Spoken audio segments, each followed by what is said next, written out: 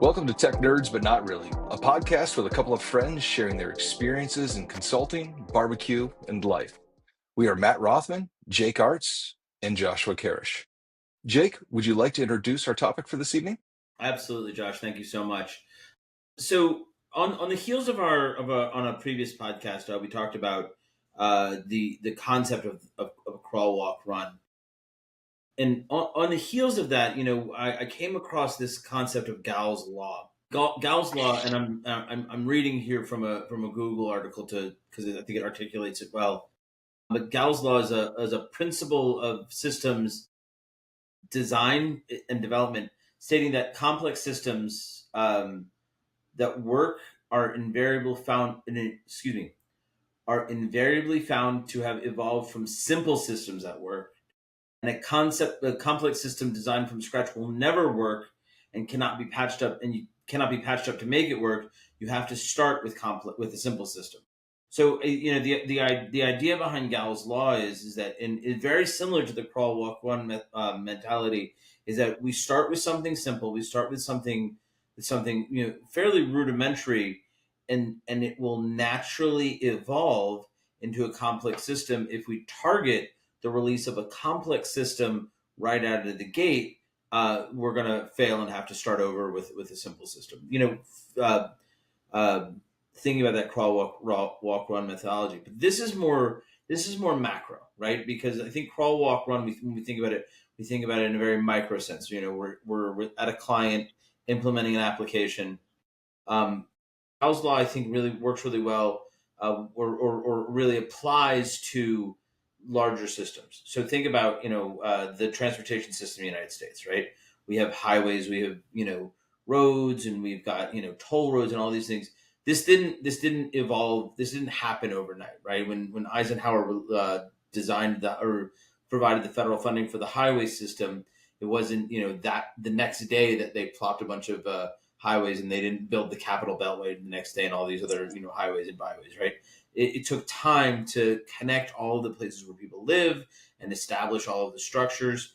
And that's really where you see Gall's law coming into place. Another place that we can think about is we think about the World Wide Web. Anybody that knows the history of the internet, capital I internet, that's we started with ARPANET, which then evolved to DARPANET, which was a way for the United States military in times of catastrophe to still operate, right?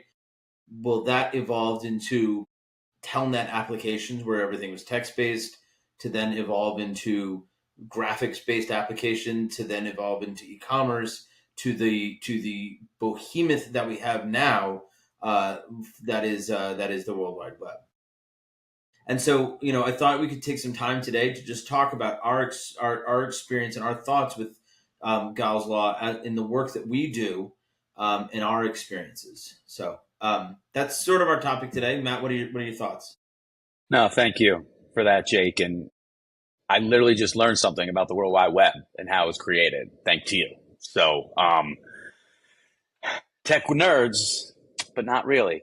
I really like what you're saying, and you kind of took the approach and started giving some macro level examples, right? And the more and more I think about this, the more you were talking, I think about a modern day micro issue. We work in software, right? And a software problem pops into my head of starting with something simple, right? And on the crawl, walk, run episode, I talked about a client that had to have I need all of these integrations.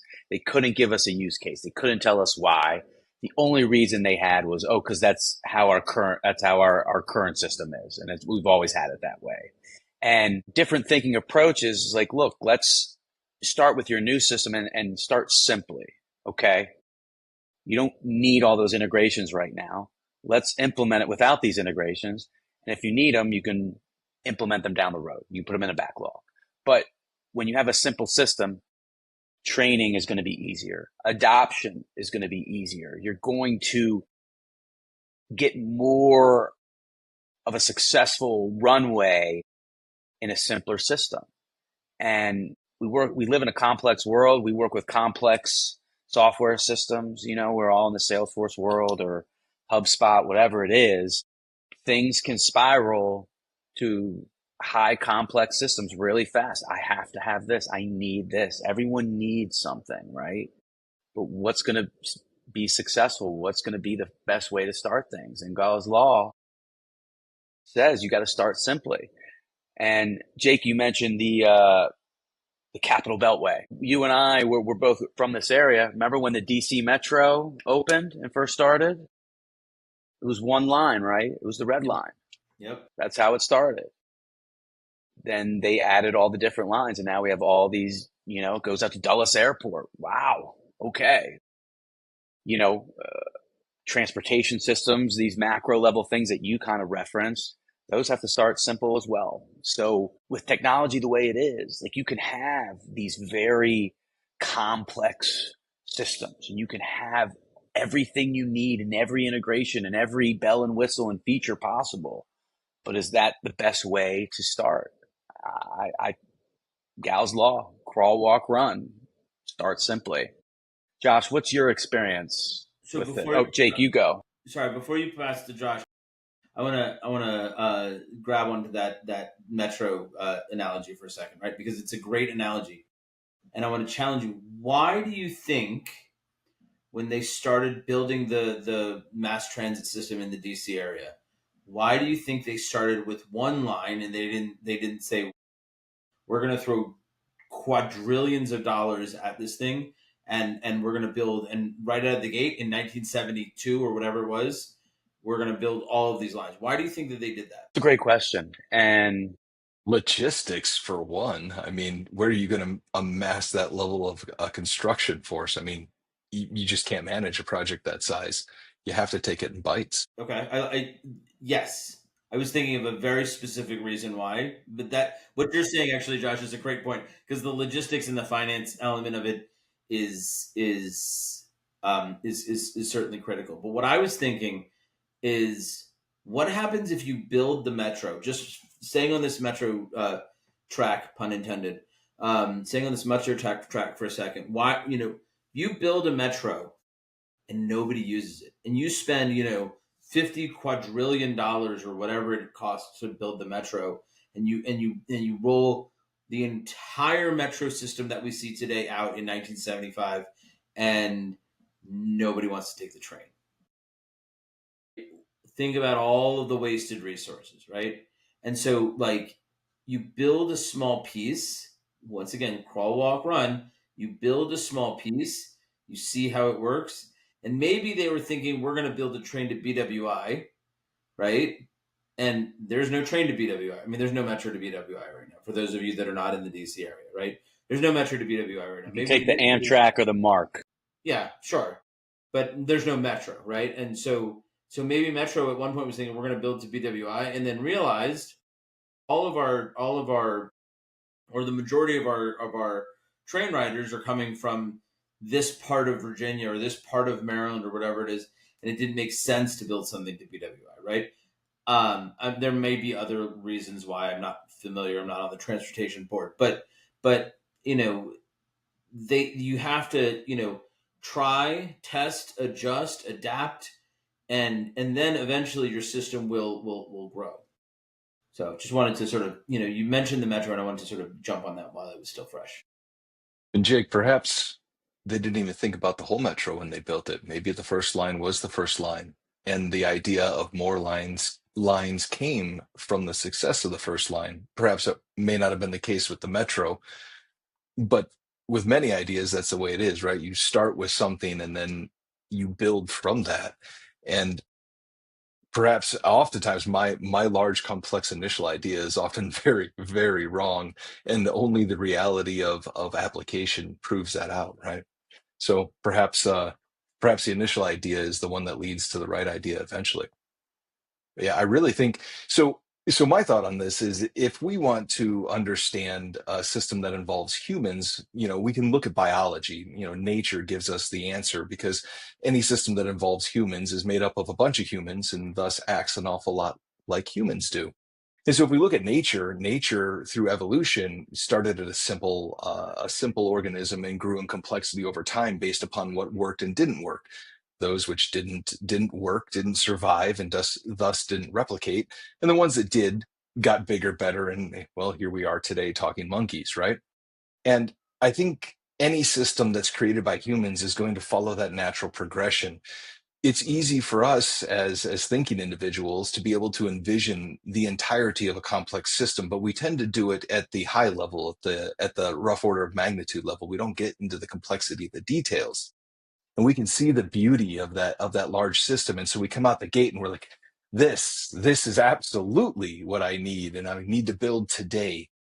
And but that's a fallacy of our minds. It's a lie that we sell ourselves and we buy into. The reality is that we can't account for all the details in that complexity, and so oftentimes it doesn't work out because it doesn't play out the way we think it's going to, right? And that's where we see the rub between the waterfall and the agile, right? Waterfall, the classic example is federal projects, large, very expensive federal projects. The space shuttle is a good example. They probably did at several points, got to a point and said, well, this isn't working and we've got to start again. But imagine if they never flew that space shuttle in the end. They spent millions and billions of dollars to design this item, and perhaps they get to the end and they're like, well, we don't want to go to space anyways, and that's just wasted money. Where they did it intelligently, right? They started with smaller rockets, they sent rockets to space, and they grew the complexity of the system over time until eventually we put living creatures and then humans into space. Again, Gall's law just plays out, and we can look at it over and over to see it in our daily lives. Frankly, we're dealing with a sales cycle that's taking a little bit longer. One of our opportunities is taking about 2 months, 2.5 months, and for our cycle, that's a bit long. And we've been back and forth and back and forth. And we're trying to drive to a very simple implementation where there's been requests to make it much more complex out the gate. And our focus is staying small because they're coming from spreadsheets and going to Salesforce. And that's a humongous leap in complexity for for the human mind to be able to adapt to rapidly. And so we're like, hey, take those small bites, that crawl, walk, run again. I know we're beating it to death, but we can see it at the micro level, and we can see it at the macro level with the systems like the metro, like any complex system. Jake, before we got on, you were talking about FDA and how that probably started much smaller than what it is today, right? They didn't put FDA inspectors in meatpacking plants day one. That grew as the complexities and the needs grew. As they started with a simple system, they ran into a problem, they solved that problem, the system became more complex. 50, 60, 100 years later, here we are with this highly complex system that's, national, international. For the most part, it's working, but it definitely couldn't have started out as that. I agree. So my take is anytime we want to understand something, we can always look back at nature, and I think this particular example is well suited for looking to nature for the answers. One of the things that I think is as you were talking, I was sort of pondering this a little bit because you talked about federal systems, you talked about the food safety standards in the United States. One of the things that I think, as I'm thinking about Gall's law, that I think might be I don't want to say a deterrent, but I do, but it is it might be a downside to the concept of Gall's law is that that is where we get the concept, or that is the statement, and I'm sure you've heard it all the time. I'm sure you've heard it many times from clients. We need to do it this way because this is how we've always done it, right? And I think that is while very frustrating in our business, I think that is a symptom of the concept of Gall's law, right? Is that you started with a simple system, and then it becomes, and then this system is no longer as the system grows, it almost grows on its own, Yes. natural Yeah. development, and it becomes embedded in culture and embedded in expectations. And why do we do it this way? Well, this is the way we've always done it. It becomes its own organism. It becomes its own living organism. Exactly. Matt, you have The, a Yes. comment. no, it's interesting, right? Like by making it simpler, it's easier to build your community around it, Mm-hmm. right? This living organism. In the beginning, it's just a smaller group, but the easier you make it, you're going to be able to build a community around it, and that community will help it grow at a faster pace. And you know, you definitely want to bring in the conversation of change management, right? And how you're shifting. And if you're thinking about change management, what's going to lead to a successful change, whatever it is, whether it's software, transportation systems, all the living organisms Josh was referring to, how are you going to make that change? What's your process with that? And who are the stakeholders involved? And you keep it simple, and you build from there. Community, and so on. Humans are not great at change. We've discussed this in the past, right? Like large steps are scary. Why leave what works for me now? I'm getting paid, I'm getting my bonuses, I'm getting good reviews, I'm making my sales quotas. Why leave that to try a brand new system? I'm going to have a decrease in efficiency. I'm probably going to fail a couple of times. I'll probably lose some sales. Personally, I'm going to take a hit. And if I've never experienced the benefit of the other side of taking that hit, there's no motivation in it for me as an individual to take that risk unless the threat of not taking the risk is bigger than the risk I'm taking, right? And so the smaller increments we can make that change for the individuals who are moving, the end user who has to do the thing every day, the smaller we can make that change for them, the easier it is for them to accept it and see the value of it. Because once they can see the value, becomes grassroots. They're like, oh, I get it now. This is going to make my life better. I'm in. And once you cross that threshold in any endeavor, whether it's working out, whether it's eating healthy, quitting smoking, once you cross that threshold, change becomes much easier to sustain over the long term. It's really important to account for how the human functions. We're not machines. We come and go, we ebb and flow. We do what makes us feel good, and we have to account for that when we're implementing systems. And the more complex, the more I think we need to keep that in mind. Jake, I'm sure you have a lot on this. You deal with large clients and very complex systems on a daily. I do, and it's funny. The concept of change management when implementing a system is the hardest part, especially in software, right? I mean, look, I work with some brilliant software developers, some brilliant architects. They can put together these systems that do exactly what the specifications are, deliver beautiful solutions, but getting the solution delivered and into production and ready for use is probably, if I were to guess, and I've got no numbers to back this up, but 25% of the overall effort, right? You know, we define the solution, we define the problem that we want to solve, we build the application, we test the application, we get it live into production, we release it to users, and that's only a quarter of the work. The other 75% of the work is convincing, Bob the VP that he needs to go from writing down whatever he's been documenting into a spreadsheet into this application, right? Or he's been, there was one client that I had where the sales folks, the partners at the firm, would write down on a sticky note, Procter and Gamble 8 million, and then give it to their administrative assistant. The Love administrative it. assistant would have to figure out what that means, right? Um, but that the systems were in place, but the change was the hard part, right? And so and I saw a podcast or a YouTube video, or I'll even say a TikTok recently. It said takes minimum 2 years, and you want that app. And at the end of that 2 year cycle, if you've done your job right as a change management team, if you've done your job right, it's not like, oh yeah, I forgot this is where I need to do that.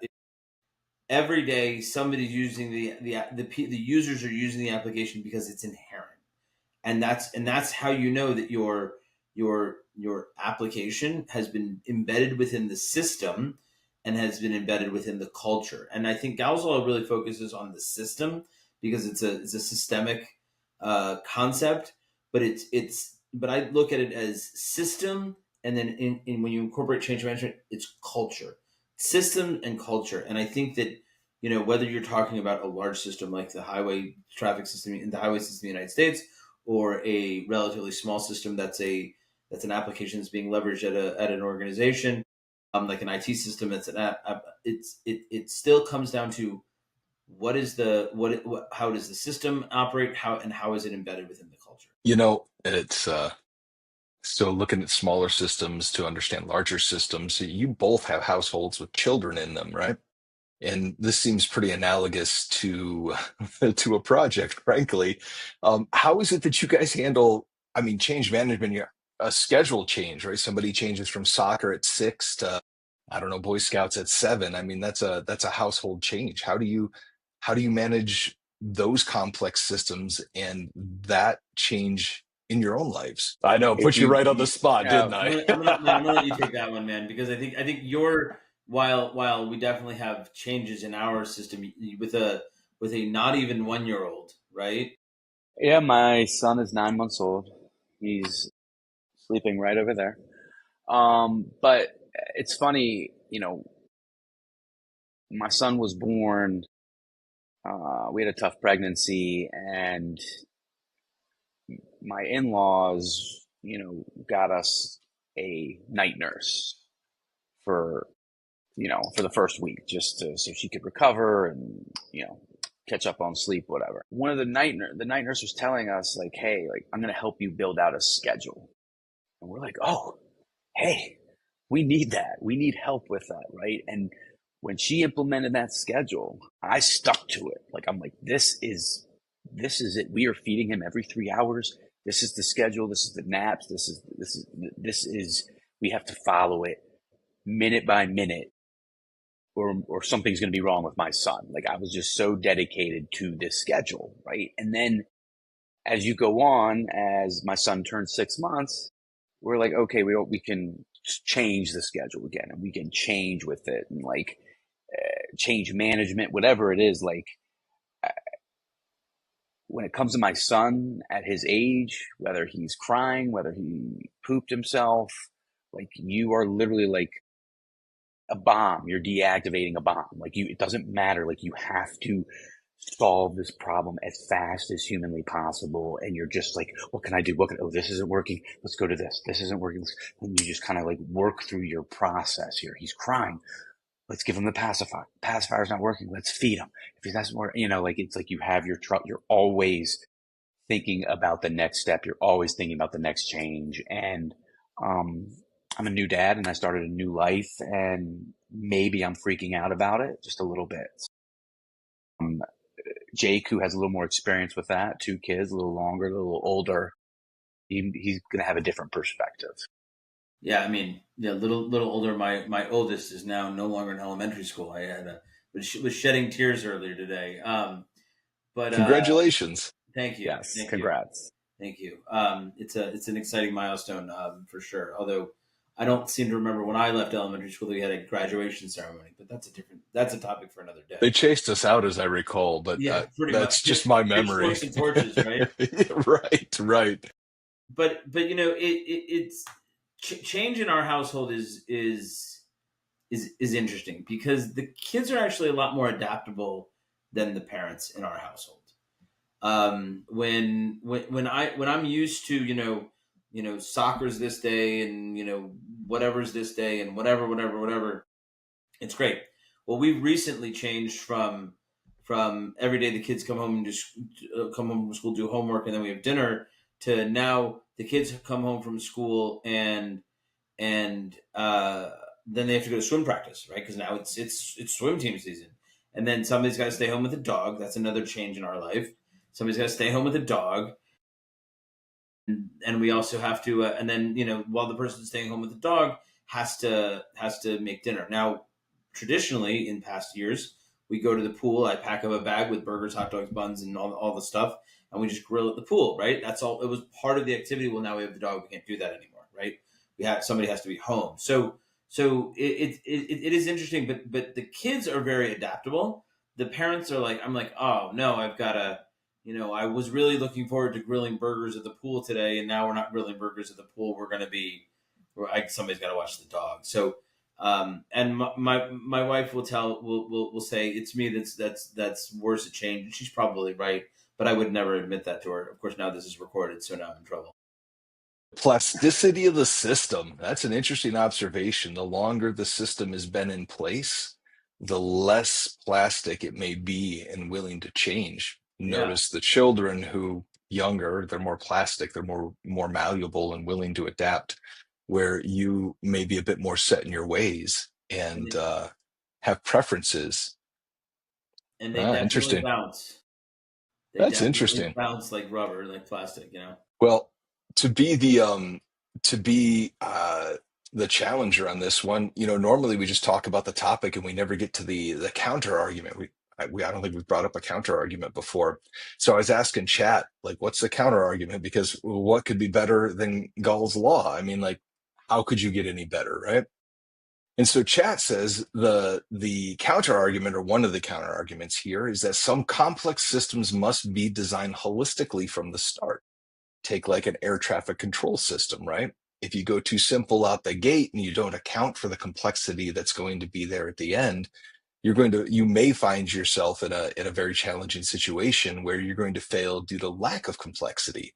Now that I've seen, I was part of the Pentagon CCTV renovation where we changed out all the cameras and brought them into a different system from what they were. And yeah, we couldn't have just changed one head and then worked our way through the system and expected that to work out well. That would have failed miserably. And so we spent, a couple of years in the planning process on that one. And so, as I look back across my experience, there's instances where complexity works well too. What about you guys? So when you were saying that, uh, John Kennedy gave a speech at Rice University, and this is a very, very, very famous speech in 1962 at Rice University. He said, "We chose to go to the moon. I want to get it right. We chose to go to the moon in this decade and do the other things, not because they are easy, but because they are hard." And I think that is indicative of what you're saying, right? Some complex systems must be designed holistically from the start. No, the NASA could not have gone like a quarter of the way to the moon and then landed and then said, okay, now we're a quarter of the way to the moon. It doesn't work that way, right? It was a difficult decision that they made but they decided that that's what they're going to do. So they had to they with the end goal in mind of getting to the moon, then they have to work backwards. Okay, so and I'm not a NASA historian, but like one would assume that okay, we did they got somebody into orbit and then they got somebody outside of orbit, and I don't know enough about space to expand on this analogy, but it was difficult. But the goal that Kennedy put forth in front of everybody in the 1960s was, we're going to put a man on the moon, and they did it. So they had to they still started small, right? Because you can't just like shoot a rocket in the moon and like hope for the best. But the goal and the end result, so the space travel didn't evolve holistically. It evolved with a goal in mind. And I think that's sort of what you're referring to when you're talking about the counter argument here is that sometimes you have to start with the end goal in mind. But my counter to your counter is, even if you start with the end goal in mind, you still need to take baby steps to get there, and the system may not evolve holistically, but you still need to have that. You still need to think about the steps that you want to get to your ultimate. Guys, the counter to the counter, that is the best ending we can have right here, guys. Gentlemen, it's been an So absolute it's pleasure. our format to get the counter from our friend ChatGPT. And then Jake's like, ChatGPT, I'll do you one better and give you the counter to your counter. So I think it's time to go to our sponsor. Jake. All right. So the K-Town Pit Queue has been incredibly busy lately. We've done a number of cooks in customers' homes. We've done a number of catering. As we speak, I've got 5 pork butts, 2 briskets, and a pastrami sitting on the smoker right now. Oh my God, you're killing me, I Jake. know, right? Pastrami? Did you say Pastrami, pastrami? Pastrami. Do pastrami. you have rye to go with that? We're gonna have some rye and some mustard for sure. Oh my Lord. But we're gonna be I so love pastrami. we're doing a lunch for my son graduated elementary school. The teachers, we're doing a lunch for them tomorrow. We're gonna be Kensington has a Juneteenth festival this Saturday. We're gonna be there. We're and then the next competition is gonna be 1 month from today in Kennett Square, Pennsylvania, the mushroom capital of the world, if I didn't say that before. And it looks like I'm going to be signing up for one more competition in August, if I can get approval from my boss, who's in the other room cooking, baking a cake right now. But we have been incredibly busy. And this Wednesday, one more shameless plug. This Wednesday, we've got there. It's National Barbecue Week. I know May was National Barbecue Month, but apparently we get a week too. On Wednesday, there's a talk at Smokecraft in Arlington, Virginia, where there's going to be a bunch of pit masters talking about their barbecue expertise. I'll be there in attendance, not presenting. And then on Friday and Saturday and Sunday of the following week, we're going to be at the Giant Capital Area Barbecue Battle, fighting it out with our friends at Blue and Gray Barbecue for the DC title for the Barbecue King. It is barbecue swinging season is in full swing. We're having a great time, and I am tired. Where do we check out your schedule, Jake?